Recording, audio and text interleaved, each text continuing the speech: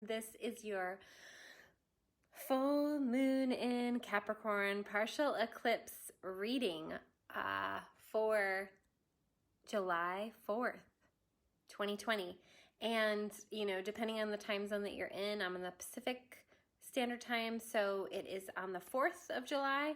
Depending on where you are, it may be on the 5th. But let's start with some basics here. This is a Capricorn full moon. The moon doesn't like being in Capricorn. Capricorn's very practical, very harsh, very earth work-based. And the moon is our intuition, our emotional lens and security. And it's at home in Cancer, which is the polarity of Capricorn. So it's in its fall position. And the sun obviously is in Cancer. We're in Cancer season. And the sun is in an exact conjunction. I think it's in the same degree with Vesta. Sorry, I have my, let me make sure. I should just have that. Yep, 13 degrees. So this 13 degree is very important because the number 13 is the divine feminine. There's 13 moons in a year. If you have my planetary planner, there is this beautiful artwork on the front that is in an infinity symbol, and each mark on that infinity symbol is a moon. And in a whole year, there are 13 moons, 13 full moons. So it's important to understand that influence of the divine feminine into this moon, because not only is Cancer a feminine sign, but also Capricorn is an earth sign, so that makes it a feminine sign. But it's ruled by a cold, harsh Saturn. Saturn is Kronos in Greek mythology, and Kronos is the lord of time. He's so cold and harsh and vain that he literally eats all his children. It's a very nasty story, and he doesn't get away with it. So just remember, there is a full circle. There is always retribution, and there is always karma for our actions. And Saturn reminds us of that. So we want to understand that Saturn cycles will show us where things come full circle around our actions and what we actually put into motion in our lives. Saturn, the planet Saturn, is just moving retrograde. It's in retrograde, and it just moved into Capricorn, okay? Back into Capricorn, where it has been for the last 2.5 years. And so this is important because we're having a Saturn-ruled full moon, but there's these influences of the divine feminine there as well. So we have this scale kind of rebalancing in terms of that cold, harsh, stern, patriarchal, at times violent, kind of acting from that place of fear. And then we also have the opposite of that, the divine feminine acting from a place of trust, going deep within to the intuition. Mercury's retrograding in Cancer. It will be at 7 degrees at this full moon.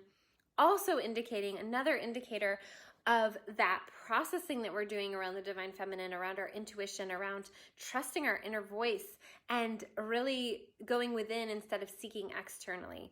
So this is all really important because also Vesta, like I said, is at that same degree with the sun. And what that means, Vesta is about burning our own fire bright and really being in our own passions, being in our own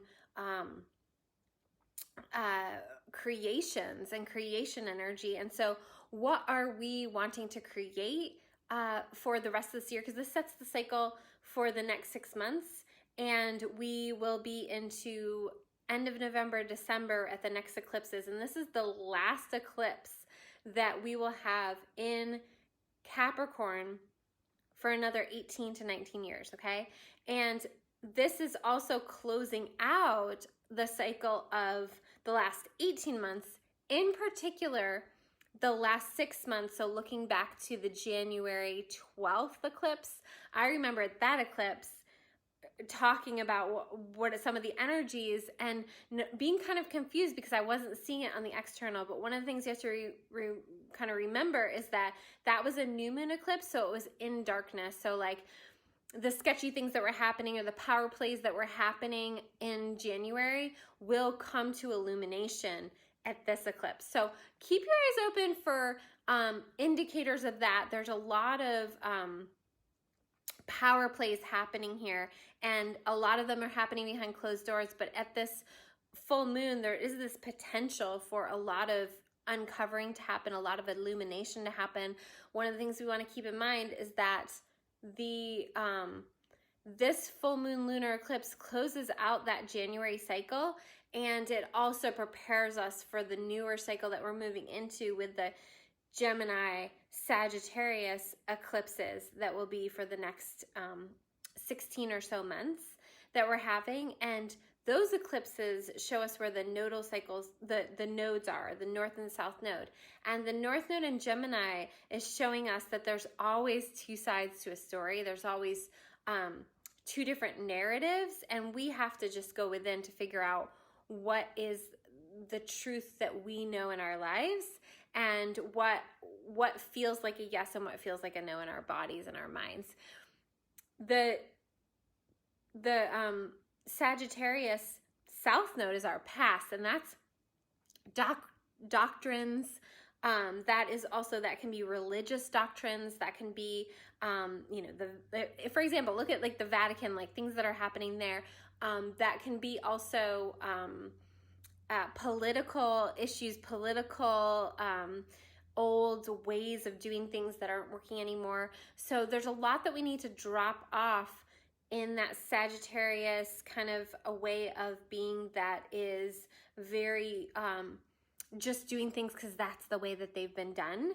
And we're moving into a time where we really have to like create our own vision for the future and hold it strong as we're being kind of forced to look at some of the maybe darker, seedier things, especially with Pluto and Saturn, and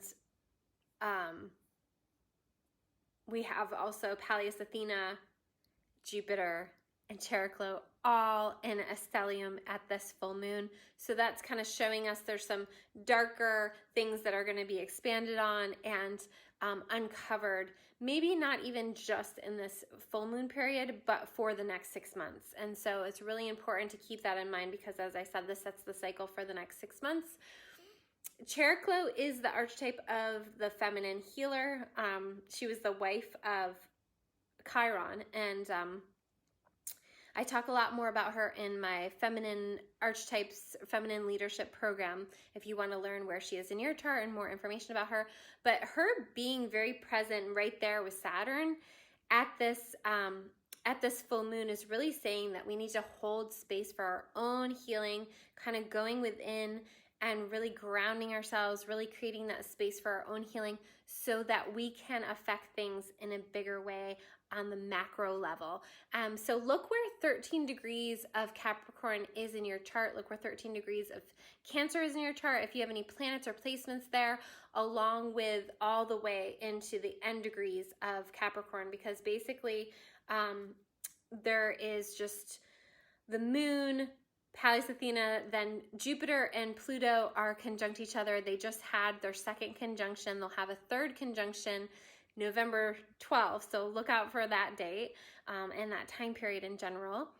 But that conjunction, Jupiter does not like being in Capricorn, and so it's expanding things, but with Pluto, it can be expanding things that are things that we don't want to look at, things that we don't want to see, but ultimately that's for our growth. And when Jupiter finally moves out of Capricorn, we're all going to be celebrating moving into Aquarius, and then we'll have the Jupiter-Saturn conjunction in December of this year. And we will definitely be having a lot more freedom and freedom of thought, not as much confusion around what narrative to believe or like what's actually really happening. Like so much more clarity is going to come in at the end of this year. But this is the test phase. Like this is the test for like how much you can stay in your own sanity, how much you can stay in your own power, how much you can stay in your own truth throughout all the societal chaos, right? Like, are you going to get swept into the storm?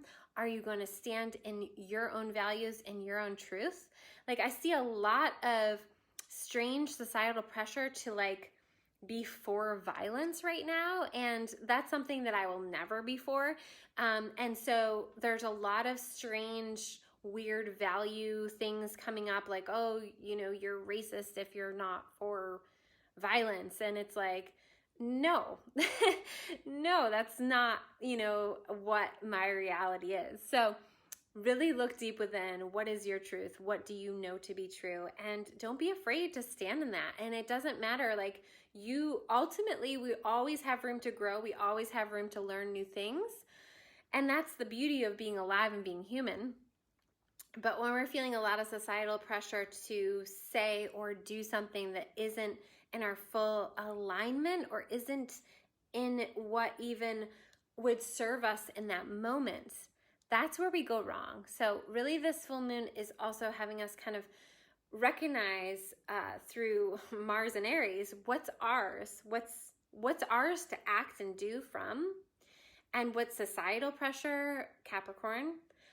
Also, what's our influences from our lineage, from our parents and our grandparents, and then also like from you know, that influence of the other. So like either a close friend, or feeling like maybe your partner is judging you, or feeling like your beloveds are judging you. Ultimately, we have to kind of step back and go within, because Mars in Aries is a longer cycle that will be played out the rest of this year. Mars will be going retrograde in Aries, and Mars in Aries, it's in its domicile. So it's in its place where it wants to be, but it's also the war god. And that's the shadow side of it. But the light side of it is really getting reacquainted with our own identity and our own values and how we want to act and be and show up in our world. And it's really important to shed all of the societal programming in order to get clear on that. So I encourage you to do that work. If you're interested in an eclipse reading, I'm offering those. You have to order by tomorrow. Oh my goodness, it's already the end of the week. By tomorrow evening. It is an astrological reading with the transits of what's happening in your chart comparatively to this full moon. And it is a 4-card spread tarot reading. So it's recorded, it's sent to you through email, it's on video, and I would love to send you one. If you want the link, it's below, and feel free to shoot me any questions you have about it.